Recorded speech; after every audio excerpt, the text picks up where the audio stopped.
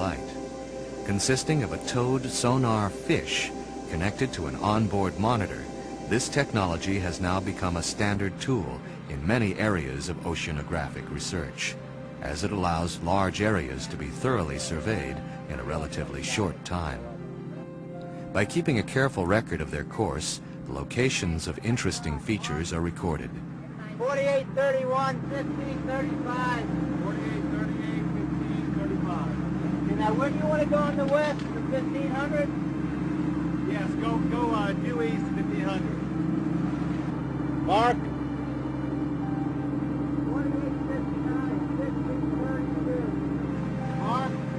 4840, 1530.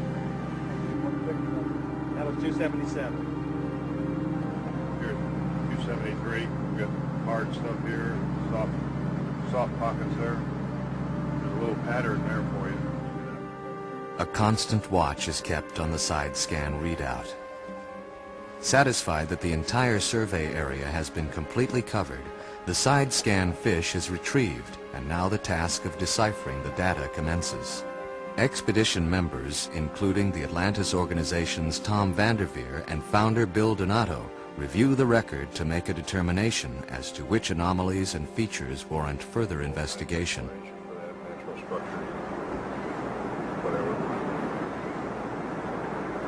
Now here's some other features right in here too. Look at these. See how these little striations down through here? When we dive these, we'll have to document these photographically too. The side scan record has provided a number of promising targets. By means of surface towing, the shallower sites can be checked visually. They're searching for the subtlest of signs. A straight line, an unusual pattern, a slight change in the strata of the seafloor. No possibility, however faint, can be ignored. In areas to the northwest of Bimini, such as Gun Cay, Cat Cay, and Turtle Rock, the bottom strata closely resembles that of the Bimini Road site. The underwater features include different types of a lithic material, megalithic blocks, what appear to be cut and worked stones, and what may be the remains of pavement, monolithic-type structures and features resembling hexagonal plates. In order to verify the possible similarities and connections between these sites, comparative analysis must be undertaken. Segments of stone from a wide area are retrieved by Dr. Claude Swanson.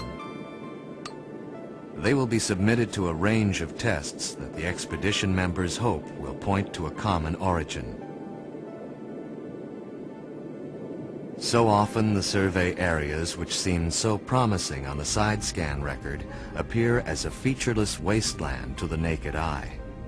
If the estimates of the antiquity of Atlantis's demise are correct, then any remaining artifact material would be shrouded beneath centuries of marine growth and incrustation. Despite the aid of the most sophisticated technologies, it is like searching for the proverbial needle in a haystack of cosmic proportions. The sea seems unwilling at times to give up her secrets, but on this occasion some evidence of man's handiwork is found, though its age, origin, or purpose is not immediately evident. Could this possibly be a link to some long ago lost land? The artifact is photographed in its original location, prior to being lifted from its resting place. Nearby, further artifacts that unmistakably bear the mark of men are found. The area is rich in man-made materials. A large number of what appear to be identically constructed roof tiles are scattered about the site. Only careful study and analysis will date them to their rightful place in history.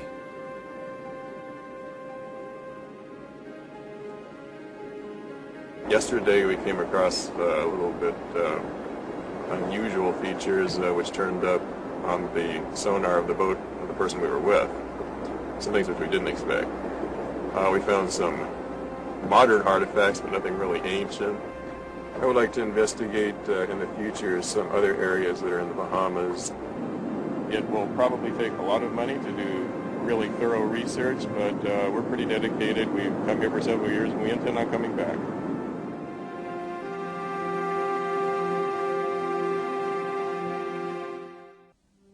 During the 1970s, the area surrounding the tiny Bahamian island of Walker's Cay was the center of an intense survey undertaken by the U.S. Defense Mapping Agency.